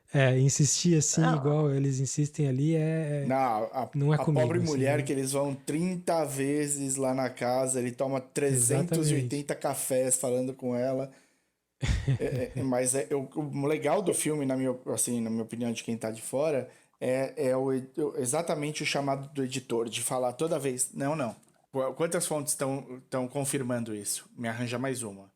Me consegue mais alguém. Me dá certeza disso. Ah, tem 2 fontes, eu quero 3. Pode conseguir mais alguém que confirme. Isso eu achei muito legal, essa coisa de como estruturar para a matéria ficar quase inviolável, né? Porque tem tanta gente confirmando que Sim. você tem uma base boa para lidar. Também tem o caso que os caras não fizeram uma matéria grande que expôs os republicanos e causou a queda do Nixon. Nada. Essa é a Foi segunda uma coisa que eu ia coisa que falar. durou anos e anos. São matériazinhas pequenininhas ali que saiu só num cantinho da página, não era na primeira página. E isso foi crescendo até ter um peso para fazer alguma coisa. Mas enquanto eles estavam fazendo, é difícil ter essa visão, né? Nossa, isso que a gente está fazendo é super relevante mesmo. mas por isso que a graça do jornalismo é viver a história, mas você não sabe que você está fazendo história com H maiúscula, porque você está só ali, até porque é isso, você só tem a visão limitada do que você conseguiu até então. A gente nunca sabe o que vai funcionar, né? Não, você não sabe nem o que você está procurando. Começa com descobrindo uma irregularidade aqui, mas a pessoa nunca tem o retrato da realidade inteira que ela está procurando. Você não tem o né? quebra-cabeça montado, né? Você recebe as peças, mas você não tem a caixa. Você não sabe nem o tamanho. Você não tem a caixa. Não, você não sabe nem o tamanho. Pois é, imagina quantos Watergates a gente não tem de reportagens já feitas aqui no Brasil que só não pegaram, não tiveram o peso político que deveriam ter, principalmente nesse governo elas agora, não foram né? publicadas mesmo. A gente tem eu acho que tudo isso para quando vocês lerem, quando falarem da questão de democratização da mídia, do problema dos proprietários da mídia. Uma das coisas é para o repórter poder fazer o trabalho dele, ele precisa das condições de trabalho mínimas, né? Assim, quando os casos vocês estão citando, Spotlight, Todos os Homens do Presidente, a gente está falando de pessoas que estavam recebendo um salário decente para viver para poder se focar no trabalho difícil que estava à frente. Sim. Isso deixou de ser o caso no jornalismo. Essas coisas só acontecem quando a gente, enquanto público, dá o prestígio. Por isso a pergunta do Abutre. A pergunta do Abutre é por que a gente dá tanto espaço para essa curiosidade mórbida, né? Eu achei interessante justamente isso do filme, que o tempo que leva para você montar uma massa crítica de matérias, de coisas que movimente a opinião pública, que movimente todo mundo. E é uma coisa assim, é um trabalho de formiguinha, é um trabalho que deles foi diário. A sorte é que assim, eles tropeçaram numa coisa muito séria e não sabiam quão sério era e quanto que eles estavam entrando nisso de cabeça. E eles não eram do corpo principal, né? O filme mostra que eles não eram os dois principais jornalistas do jornal ali. Eles estavam... por isso que eles tiveram esse espaço, porque se eles fossem os principais, eles estariam cobrindo outras coisas, provavelmente. E não teriam tempo de lidar com esse trabalhinho de formiga que, tipo... uma matériazinha, outra matériazinha, até formar essa massa crítica. Não, e você não sabe se vai ter algo lá, né? Principalmente fonte de whistleblower, você nunca sabe. O Zodíaco mostra o absurdo que é isso, né? Tipo, a polícia abre o hotline se você tiver notícias sobre o Zodíaco, você ligar e eles têm 50 mil ligações sobre, tipo, eu sei quem é o Zodíaco, eu vi quem é e não sei o que lá. Por exemplo, o Zodíaco, o filme usa muito mais o ponto de vista de um repórter que é interessante para contar uma história, até porque o caso do Zodíaco mesmo não tem solução, Sim. então... Aí no Zodíaco tem um paralelo com o Nightcrawler no sentido de virar uma obsessão, né? O personagem é o próprio... o Jason Gyllenhaal, o próprio Gyllenhaal, Ele tava começando no trabalho do Abutre ali, dele surtar e, tipo, isso virar um peso pra própria família e tudo mais, né, da vida pessoal. Não, mas é que ali ele fica neurótico, né? Já o personagem do Abutre tem personalidade de psicopata mesmo, né? A personagem do Abutre é uma pessoa com um distúrbio de personalidade bastante sério, né? E uma ausência de empatia humana bastante evidente. Sim. Tem umas profissões que não são profissões, né? Uma coisa que muitos dos meus professores falavam tem as profissões que são chamados, e assim, ser repórter, né? Porque eu acho que a gente pode ser mais específico, né? Esses filmes não são sobre jornalistas, eles são sobre repórteres, Sim. né? Você tem no jornal outras pessoas, mas sobre repórteres, né? E o quanto tua vida é se meter na vida dos outros, mas ao mesmo tempo, se você se meter na vida dos outros é importante. Enfim, tem toda uma complexidade interessante. Então, quando um cara fica obcecado, bem ou mal, ele também tem ali uma esperança que ele vai conseguir parar alguém que tá matando gente, né? Pois é. Quer ver uma coisa, um trabalho de jornalismo? Aquele filme Contagion, se vocês pegarem as matérias que da Wired ou da Vox, do quanto Contagion tem de realidade e o quanto ele tem que é pura ficção, vocês podem ver a entrevista com o roteirista, porque ele passou 5 anos entrevistando especialistas. Então, assim, ele tomou liberdades para ser um filme de catástrofe, ele fez o pior cenário possível, mas os procedimentos, o quanto uma pessoa infecta quantos dias, o passar de um animal do meio para a gente, contact tracing, tudo isso está lá, e está lá de um jeito que as pessoas começaram a assistir loucamente para ter algo palpável para assistir, e está lá porque esse roteirista fez um ótimo trabalho de reportagem. Ele queria entender, ele se deu ao trabalho de, ao invés de ler um livrinho por cima, ele entrevistou dezenas de especialistas para construir um misto entre ficção e realidade, ancorado na realidade. É legal, porque quando você assiste agora, assim, tem a parte que é super ficcional, que é um vírus tão virulento e tal, mas a parte do, olha, é assim que a OMS fala, olha, é assim que eles pesquisam. É interessante. Sim. Então deixa eu só puxar. Eu sei que a gente está passando do horário já faz um tempo, Vou tentar fazer de maneira sucinta aqui. O próximo que eu queria falar é outro filme dos anos 70 também, do ano seguinte do All the President's Men, que é o Network, que é o filme do Sidney Lumet, escrito pelo Paddy Chayefsky, que é um mestre do roteiro aí, influenciou todo mundo e as avós de todo mundo. E o Network é uma sátira, ele não é baseado em fatos, ele é baseado no nosso futuro praticamente. É sobre uma rede de TV fictícia em que o âncora, que já teve dias melhores, mas é um cara mais velho, mas um cara que teve algum sucesso, mas hoje em dia não mais, e ele recebe notícia que ele vai ser demitido e ele resolve avisar no ar, sem ninguém perceber da equipe ali da direção do programa, que ele vai, na semana seguinte, ele vai se matar no ar, vai dar um tiro na cabeça e vai morrer. E isso dispara uma questão ética gigantesca, obviamente, né? De como é que você deixa um cara desse no ar, se você deixa esse cara no ar de novo. Obviamente no começo não, mas coisas acontecem que ele acaba voltando por outros motivos. O filme tem a Faye Dunaway fazendo uma produtora do canal que está tomando, que não tem escrúpulo nenhum, é praticamente uma psicopata, pessoa fria e que só quer saber de audiência, de sucesso, que aí conversa um pouco com o Nightcrawler, que a gente falou mais cedo, e mais um monte de gente super importante, super fodona assim do cinema.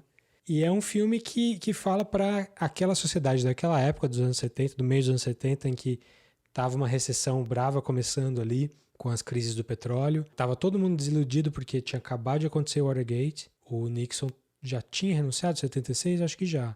Era um ambiente muito cínico em que os anos 70 trouxe, já após as revoluções culturais e tal. E acho que esse filme cimenta esse sentimento das pessoas, colocando tudo que é de pior, assim, de pior tipo de pessoa ali naquela rede de TV, mas também falando pro humano, falando pra gente aqui. O Peter Finch, que faz esse âncora, que é o protagonista do filme, meio protagonista, né? É o Howard Beale. Ele morreu, ele foi indicado ao Oscar e ganhou o Oscar, mas ele tinha morrido entre uma coisa e outra. Ele foi o primeiro Oscar póstumo aí para ator. E ele faz aquele discurso que acho que a gente já mostrou aqui no episódio, no podcast, em algum outro episódio, sobre as coisas estarem ruins. Ele faz um monólogo super poderoso, né? Daquele I'm as mad as hell and I'm not gonna take this anymore. Ele faz todo mundo ele fala para todo mundo da cidade, saiam da janela e falem essa frase. I don't have to tell you things are bad. Everybody knows things are bad. It's a depression. Everybody's out of work or scared of losing their job. The dollar buys a nickel's worth. Banks are going bust. Shopkeepers keep a gun under the counter. Punks are running wild in the street, and there's nobody anywhere who seems to know what to do, and there's no end to it. We know the air is unfit to breathe, and our food is unfit to eat. We sit watching our TVs while some local newscaster tells us that today we had 15 homicides and 63 violent crimes, as if that's the way it's supposed to be. We know things are bad, worse than bad. They're crazy. It's like everything everywhere is going crazy, so we don't go out anymore.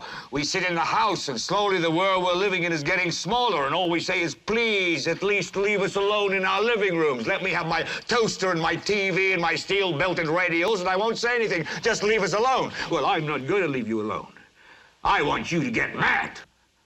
I don't want you to protest. I don't want you to riot. I don't want you to write to your congressman because I wouldn't know what to tell you to write. I don't know what to do about the depression and the inflation and the Russians and the crime in the street. All I know is that first, you've got to get mad. You've got to say, I'm a human being. God damn it. My life has value. So, I want you to get up now. I want all of you to get up out of your chairs. I want you to get up right now and go to the window, open it, and stick your head out and yell, I'm as mad as hell and I'm not gonna take this anymore! Uma coisa muito catártica, assim, muito bate fundo, não só na questão de jornalismo, mas na questão da sociedade mesmo, de como você é levado pela mão por gente que talvez não tenha escrúpulo nenhum, que talvez não tenha o seu melhor interesse, só tá explorando alguém, tá com um problema mental claro ali na sua frente, né? É um dos meus filmes preferidos da vida, assim. Eu acho o filme como uma sátira. Ele não é uma sátira como comédia, né? Você não vai sair dando risada o tempo todo. Mas ele é uma sátira porque ele pega essas situações que poderiam acontecer e eleva. Coloca ali no extremo. Eu tenho algumas questões sobre como o filme lida com saúde mental, mas são coisas da época, assim, que hoje em dia a gente vê melhorando lentamente na mídia. Sim. Que é aquele paradigma da pessoa que vai perdendo a sanidade e fica mais sábia. Sim, que é um clichê audiovisual que esse filme usa, que é um clichê que eu não gosto. E você acha que ele estava mais sábio mesmo? Sim, eu acho que você ter um surto em condições surtáveis às vezes é a coisa mais sã a se fazer. Agora, como a gente coloca isso para o público, é que é uma grande pergunta. Mas, sim, você ter uma reação humana, que é ter um breakdown frente a uma situação desumana, parece bastante natural. Só que ele glamoriza para mim um pouco essa questão do momento que a pessoa descobre da realidade, ela fica sábia. É um filme muito foda, é um filme muito bom, mas eu não pus na lista porque eu tenho minhas perguntas sobre o quanto... Perguntas, não conclusões. Sim, não, eu concordo com você. Eu só jogo a carta do sátira, assim, pra tentar amenizar essa culpa que o filme tem.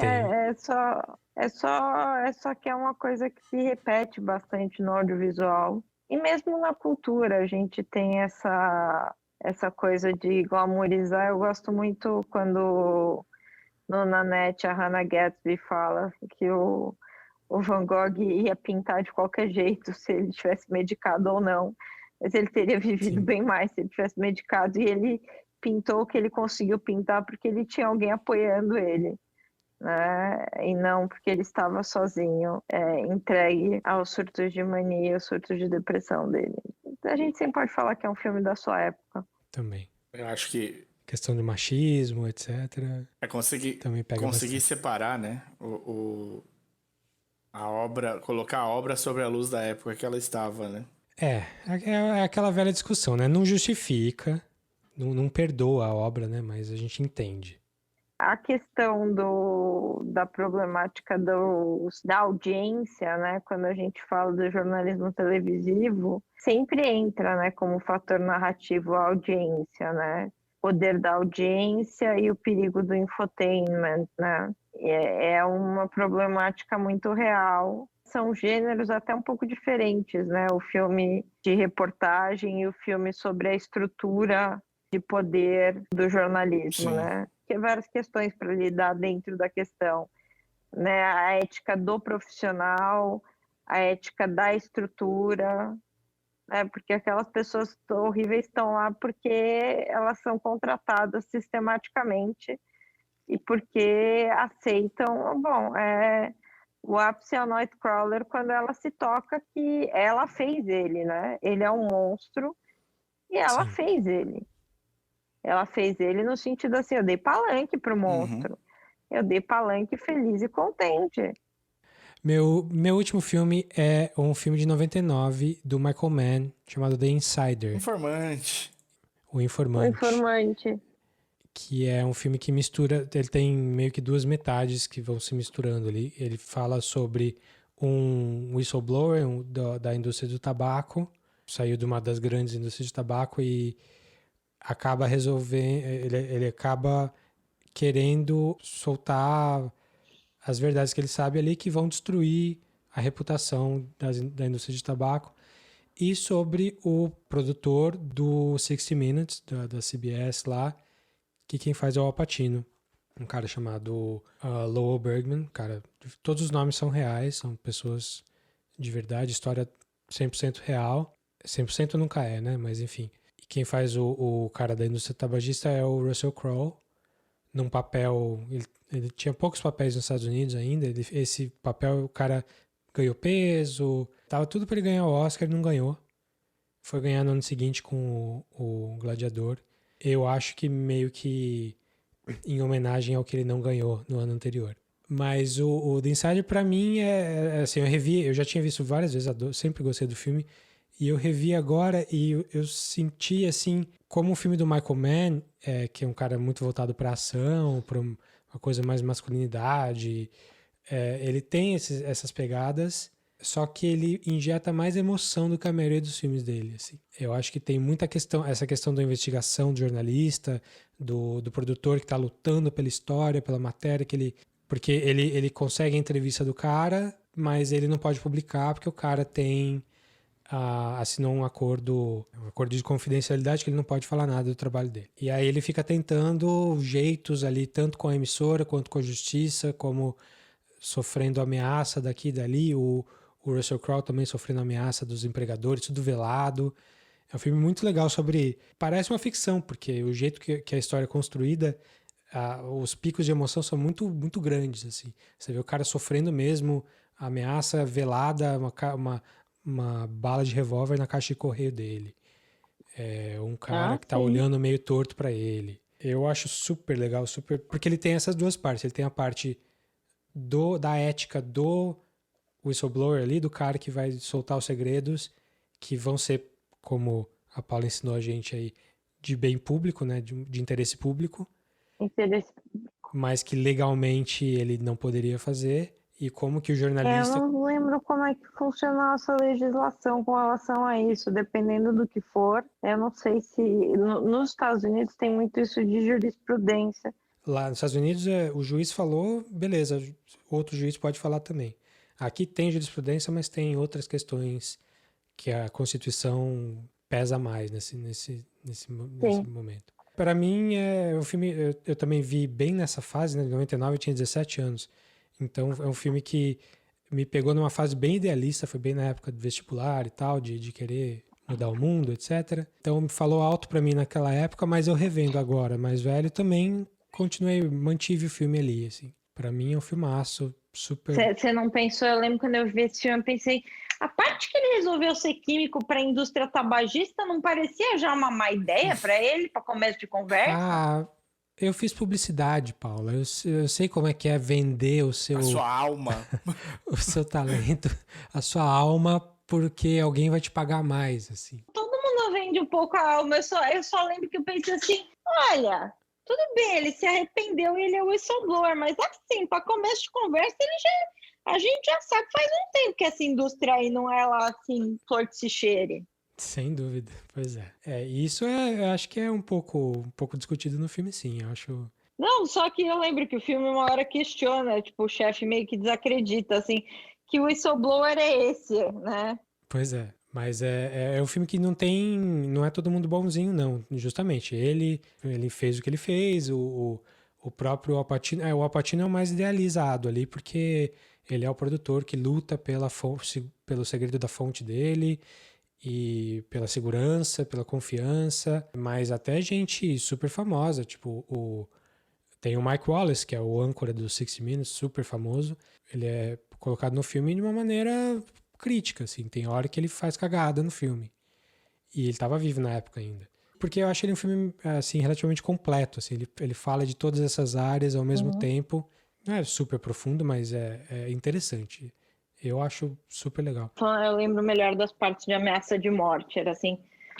Eu lembro dessas partes do filme. Eu assisti na época também, lembro, achei legal, achei pesadão. Mas eu não acho que eu não tirei tanto do filme quanto o Davi tirou, assim, né? Não me impactou de forma a repensar alguma coisa na época. E como eu não reassisti, eu fico só com essa memória de, tipo, ser um filme bom, ser um filme interessante, com um assunto denso, que expõe bastante coisa, mas que no final eu não fui...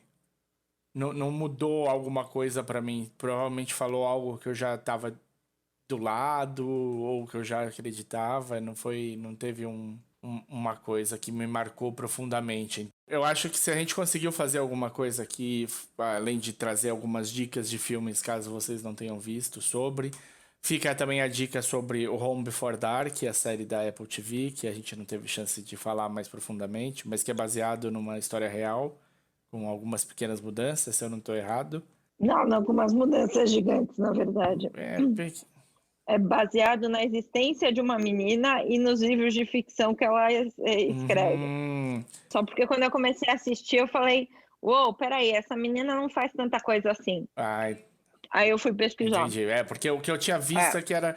eles mudaram a cidade que eles moravam antes e pra qual cidade eles foram, mas a menina realmente desvenda um caso e não sei o que lá e tal. Ela desvenda uns casos mais light, não um caso desse tanto. Você achou bonitinho? Achou fofinho? Eu achei bem simpático. Eu achei que tá aí que... Pra gente que tem curiosidade sobre prestar jornalismo, é uma história bem idealista, bonitinha, sobre o que é o coração do jornalismo. Maravilha. Eu gostei. Tá na Apple TV Plus, né? Então, o resto a gente não fez o dever de casa de falar pra vocês aonde vocês podem assistir, mas esses filmes, no geral, já tem bastante tempo. É capaz de até alguns você encontrar inteiro no YouTube. Mas você também pode alugar filmes no YouTube, gente. No YouTube, sim. Tentem pagar pelo conteúdo, porque a gente precisa... Senão vocês vão começar a assistir só vídeo de TikTok pro resto da vida. Paguem pelo conteúdo, o preço está razoável. Assinem jornais, entendam... Isso mesmo. Entendam a necessidade de checar as coisas que você recebe. Veja Todos os Homens do Presidente. Saiba que essas coisas levam tempo e credibilidade e tá muito, muito trabalho. Espero que vocês tenham gostado das dicas e da discussão. Muito obrigado, Paula, pela Obrigada presença, a vocês pelo convite. Se você quiser comentar, falar alguma coisa com a gente sobre esse assunto ou sobre qualquer outro assunto, é só achar a gente, pode mandar um e-mail pra gente no podcastcatchingup@gmail.com ou falar com a gente nas redes sociais, facebook.com/podcastcatchingup ou procura a gente no Instagram e no Twitter, onde somos o @podcatchingup. E se você quiser saber mais sobre a Paula, você encontra ela... Onde? De que maneira, Paula? www.paula.knudsen.com. Lá tem minhas aulas de roteiro, lá tem link também para as outras coisas, LinkedIn, Instagram. Eu não sou a pessoa mais interativa do mundo, então ali estão as aulas, tem várias aulas de roteiro que eu dei para laboratórios da Ancine, subi todos os PDFs lá. E de resto eu falo umas coisas sobre saúde mental e outros assuntos leves e felizes. O blog dela é altamente recomendável. E a gente vai colocar esse link no episódio do podcast também, na descrição do episódio. Só cheguem lá. Paula, mais uma vez, muito obrigado. Obrigada Vamos ficando a vocês. por aqui. Até a próxima. Valeu, gente. pessoal.